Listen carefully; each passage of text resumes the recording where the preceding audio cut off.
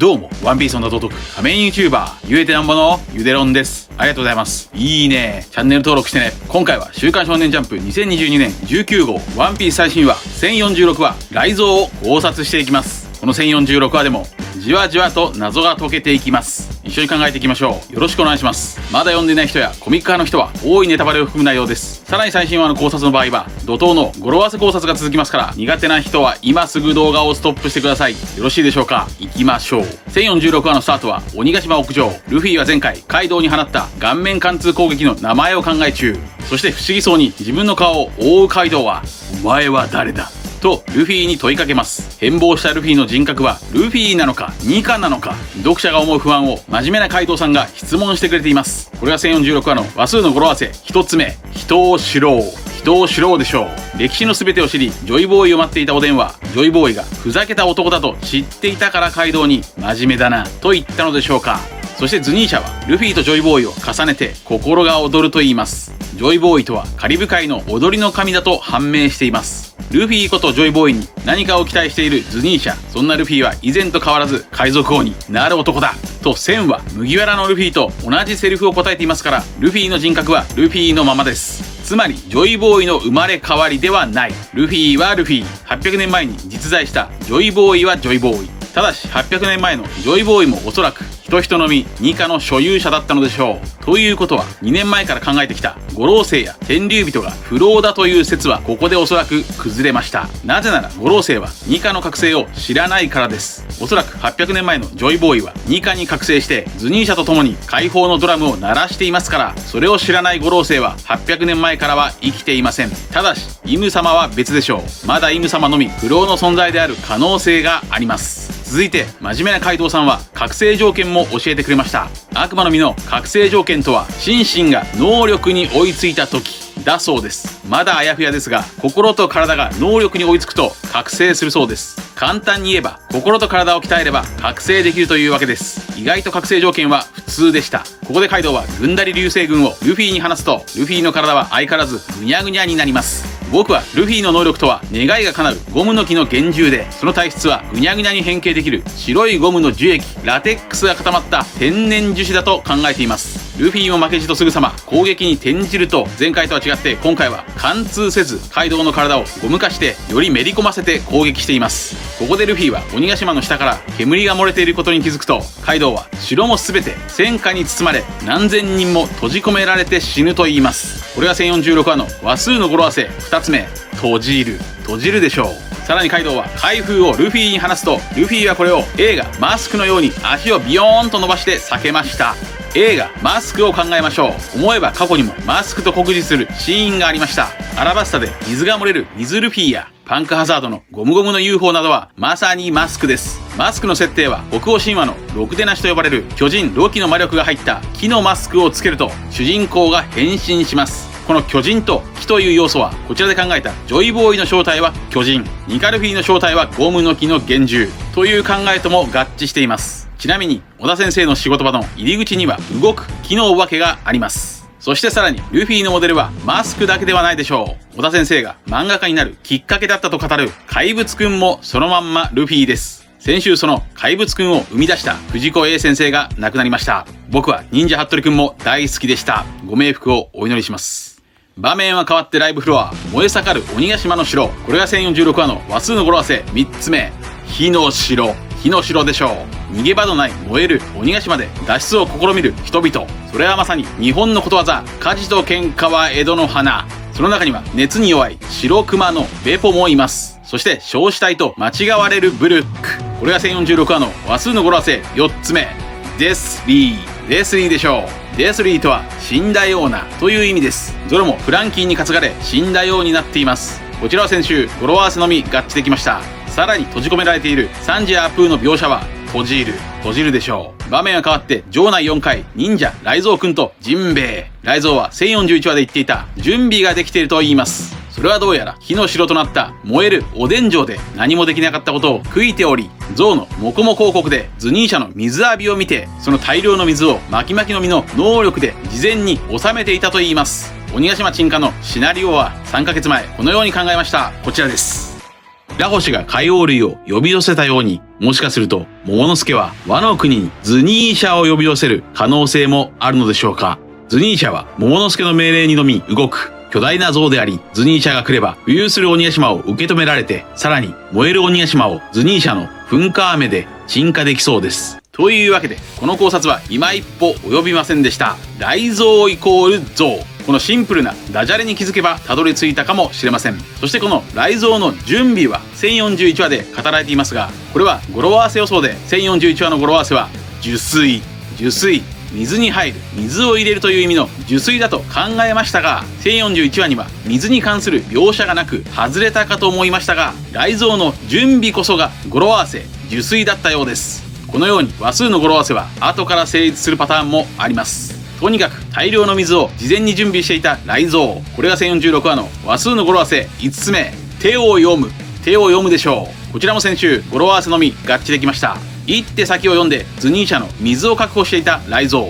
その大量の水をジンベエが魚人柔術で城中に広げます。これが1046話の話数の語呂合わせ6つ目、どっしりでしょうか。どっしりとは重みのことです。一方、カイドウの力が弱まり、鬼ヶ島がいよいよ傾きます。そこでヤマトは桃之助が焔雲を作るしかないと桃之助にプレッシャーを与えます。これも重みでしょうか。そして場面はルフィ VS カイドウ。なんとそこでルフィは雷を手に持っています。その姿は筋肉マンのネプチューンマン。いや、その姿はまさに全知全能のゼウス。いや、その姿は北欧神話の雷神トール。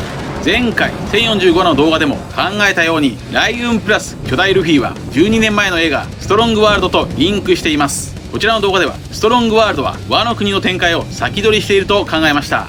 そこでルフィはギガントトールアックスで銀獅子の式を倒していましたから、今回もリンクしているようです。ニカルフィの正体はおそらく空想、人の夢、願いが叶うゴムの木の幻獣ですから、ゴムそのものの性質、ゴムの木の天然樹脂だと考えますから、ルフィはニカになっても雷を通さない絶縁体であるルフィは297話で足襟一発で雷を弾いていますから、雷をつかめます。我は雷、天の神。もはや人のみ幻獣種ニカのさらに隠された異名が天の神の名を持つ古代兵器ウラヌスであっても我々は驚かないでしょう。そしてこれはゴッドエネルと表裏一体のようです。ゴロゴロの実の自称神雷人間エネルとゴムゴムの実ではなく本当の神だったゴム人間ルフィ。2人の対比は4ヶ月前の動画でもすでに考えました。そしてルフィはギアセカンド血流ポンプによる心臓マッサージで死から復活していますが、エネルも275話で電撃による心臓マッサージで死から復活しています。この275話のタイトルはダンテの新曲デ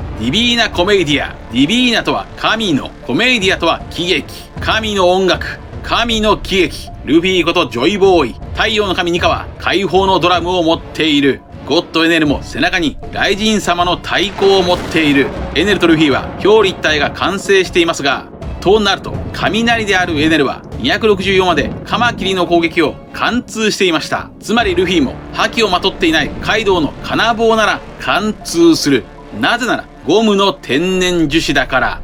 樹脂だとしつこいなと思うでしょう。しかしニカルフィの正体が天然樹脂だと未だにプッシュするにはちゃんと理由があります。それは自由です。ニカに覚醒するとルフィは自由が与えられると言います。ルフィが自由であれば人の姿からさえも解放されるべきでしょう。もしもここまで考えてきたように、ニカがインド神話願いが叶う木の幻獣で人の夢を実現できる存在なら、大空を鳥になって飛びたいという太古からの人の夢が叶うはずです。そう、ニカルフィが柔らかな天然樹脂なら粘土のように体を自由に変形できる可能性。白い鷹にもなれる、白い猿にもなれる、白い象にもなれる、白い獅子にもなれる、白虎にもなれる、白竜にもなれる、白蛇にもなれる、白熊にもなれる、白いサイにもなれる、そして真っ白なロボットにもなれる。それこそが人の夢。人の姿からさえも解放される、自由自在に変形できるゾーン系人の実幻獣種ニカの人獣型、いや獣人型。ルフィがこれまで考えてきた動物の技名の動物にルフィは変形できる。映画マスクでも顔を動物に変形していましたし、怪物くんも顔を変身できます。そそしてルフィことジョイボーイは獣人であるミンク族と仲間です。しかもミンク族の攻撃はエレクトロという電撃技。そして今回ルフィは雷を手に持ちました。さらにミンク族は真っ白なスーロンにもなれる。ならばルフィは太陽の獅子か。つまりサニー号と同じイメージ。ルフィの笑い方、獅子とは獅子。ただしニカルフィのグルマイはライオンではなく獅子舞に似ています。そして同じヒトヒトの実チョッパーは7段変形面白トナカイ。ならばルフィは7段変形面白人間。人の形から解放される。人の夢が叶う。人の最高地点とは人ならざる者。ゴッドルフィ。これはゴッドエネルからもわかるかもしれません。エネルは解放のドラムではなく背中の太鼓を叩くとヒノやキテン、ジャムブールといった動物技を出していました。そしてルフィの技名も動物、そして銃がついています。となるとルフィとは樹脂の重視、樹脂の重視、太陽の樹脂、三重視、三重視、三重視、三重視。名作小説三重視の主人公ダルタニャンのモデルは著者のデュマ曰くドンキーホーテだそうですから、ルフィがもしも三重視ならドフィーことドンキーホーテドフラミンゴとルフィはつながる。そしてここが今回の動画のポイントです。記念すべき1000話麦わらのルフィ。その1ページ目でルフィが出会った人物、鬼ヶ島屋上ステージへルフィを案内した人物を皆さんは覚えているでしょうか。記念すべき伝説の1000話麦わらのルフィ。最初に出会った人物、それはシシリアン。犬嵐三重視、三重視 D は必ず嵐を呼ぶ。そしてシシリアンの語呂合わせはシシリアン。4401。ルフィが太陽の神ニカだと確定した回は4401をひっくり返した1044話解放の戦士三重視太陽の樹脂。さらに1044話とつながると考えた144話にも太陽の獅子が描かれています。そして三重視、三重視の語呂合わせは三重視。314話にはアフロヘアのルフィの胸に燃える髪のニカ。これが語呂合わせ考察の真骨頂。カイドウのように真面目な人ではたどり着けません。ふざけている人だけがたどり着けるくだらない笑い話。なぜなら小田先生はワンピース新聞ボリューム4のインタビューで漫画はくだらないものであるべき、くだらないっていいなと公言しています。そう、ワンピース考察は頭をゴムのように柔らかくしてくだらないものを考えなければ永久にたどり着けません。ちなみにもう12年くらいワンピース考察をしていますが、最初の5年くらいは他の人と同じように神話や童話を一つ二つ見つけてワンピース考察していました。しかしそれだけでは僕の場合たどり着きませんでした。現在ではダジャレ、語呂合わせこそが最良だと考えています。それは1年前勘十郎が出したおでんの絵の予想ではっきりと分かりました。1007まで登場したおでんの正体の予想を僕は本命は鬼丸が化けた姿、対抗は勘十郎のおでんの絵、大穴はおでんの生存だと考えましたが、見事に本命を外しました。正解はおでんの絵でした。その時次の1008話の話数の語呂合わせが0を前につけておでんの絵、おでんの絵だと読み解いておきながら外してしまった。1年前はまだ話数の語呂合わせをそこまで信じていなかった。他にも983話雷鳴で登場したヤマトは正義キャラであり女性、そこまでは的中できましたが、その能力については玉虫や獅子など迷走しました。ギリギリ最後に大口の真神の名前は出せましたが、それは3回もやり直した結果です。983話雷鳴で人よりも大きな体のヤマトが登場したなら、それは狼なり狼なり狼なり。このようにダジャレをもっと意識していればヤマトイコール狼だとたどり着けたかもしれません。他にもなぜ主人公ルフィの能力を人人の実にしたのか、その答えも語呂合わせからわかるかもしれません。例えば1103話なら人人の実、人人の実など今後の1100話題で使いやすいです。ただしもちろん話数の語呂合わせは万能ではありません。ただヒントとなるキーワードが事前に手に入るというだけです。そのキーワードを小田先生がどう使うのかは表裏一体や数々の描写から考えなければたどり着きません。かなり脱線しましたが本編の考察に戻りましょう。先週ルフィがカイドウに放つ技はサンジとの表裏一体などから炎プラス雷だと考えました。それはルフィ二刀流、ニカとは二つの力。そして今回やはり雷技が出ました。この炎プラス雷、そして太陽の神のイメージはおそらくビッグマムとつながるでしょう。ビッグマムも食いしん坊、ルフィも食いしん坊。ビッグマムも巨大化してルフィも巨大化した。ビッグマムはプロメテウスという太陽のホーミーズを神と同化させていました。そんなビッグマムの神はまさに太陽の神。そしてビッグマムは雷雲ヘラを所有し、それらを合体させたメーザー砲を放っていましたから、この技とつながってルフィは炎プラス雷の合体技を放つかもしれません。その時ルフィは嵐を呼ぶ。それは本当に嵐を呼ぶ。映画マスクでは変身した主人公が高速回転で移動することで竜巻を生み出していました。さらにこの炎プラス雷で倒すイメージは1029話のホーキンスの占いタワーのカードにもつながります。タワーのカードの絵柄は炎プラス雷であり、その意味は古きものの崩壊、そして新しい道でした。いよいよ古き四皇カイドウの地位が崩壊する時が近づいてきたのでしょうか。そしてコメント欄、ドサンコキッズさんからは、イワン国の頭がゴムゴムの実に見えるので考察してほしいとリクエストをいただきましたが、この気づきは秀逸です。イワン国が表紙に大きく登場したのは56巻ゴムです。そして頂上戦争ではイワン国の頭から革命軍稲妻が登場しました。稲妻の見た目はハサミを持っていてまさにカニ。ルフィもカニちゃんと呼んでいます。これは以前考えたカニとニカの伏線でしょう。ニカの反対がカニ。稲妻イコールカニイコールニカ。雷蔵の髪型もカニ。ゴムゴムの実に似たイワン国の頭から出てきたカニに似た稲妻とはニカであり稲妻。ゴムゴムの実が覚醒してニカが登場して稲妻を使うことを示唆する伏線。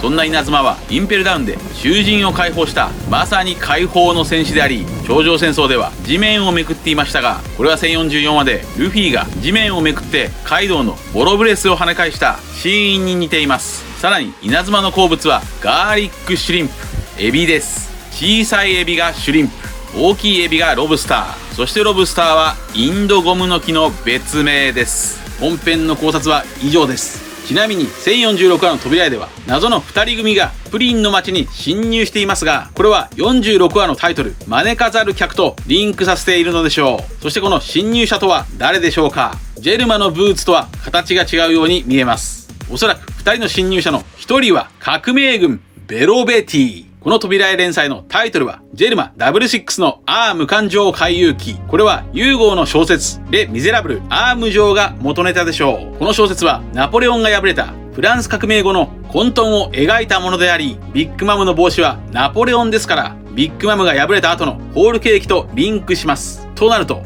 ホールケーキを解放するために革命軍が侵入してきてもおかしくはないでしょう。ベロベティは本編で解放の戦士と呼ばれたルフィのイメージとも合致します。続いてはいつものように次号1047話の展開を話数の語呂合わせから読み解いていきましょう。1047話の話数の語呂合わせ予想、一つ目は人は死なん。人は死なんというのはどうでしょうか。死にそうなゾロがチョッパーと合流するのか、それともルフィの名台詞死なねえよが飛び出すのか。次の1047話は例によって147話とつながるでしょう。147話では生死をさまようドルトンをイッシー20が救っています。1047話の話数の語呂合わせ予想、2つ目は鉄シナ。鉄シナというのはどうでしょうか。ルフィはカイドウとの戦いに徹する、モモの助はホムラ雲の作成に徹する、それぞれの役割に徹しなという意味でしょうか。1047の話数の語呂合わせ予想、3つ目は手品。手品というのはどうでしょうか。トリッキーなルフィがさらに手品のようなまた変わった技を繰り出すのでしょうか。1047話の話数の語呂合わせ予想、4つ目は0を前につけて落とすな。落とすなというのはどうでしょうか。鬼ヶ島を落とすな。桃之助が鬼ヶ島落下を防ぐために必死に頑張りそうです。他にもおでん指南、動じないなどの語呂合わせが可能です。ちなみに次号1047話は例によって47話ともつながるでしょう。47話では2つのハートを持つニカルフィのヒントキャラパティがなぜかロブスターのバズーカをクリークに放っています。ロブスターとはインドゴムノキの別名です。こことリンクするなら1047話でルフィはカイドウに大技を放ちそうです。さらにまた147話も見てみましょう。147話ではアフロの黒回りもとチェスが合体しています。黒回りもの技はエレキ回りも電撃技です。そしてチェスの技は炎の矢です。チェス回りもとは炎プラス電撃の合体。以上です。皆さんはどう思われましたか。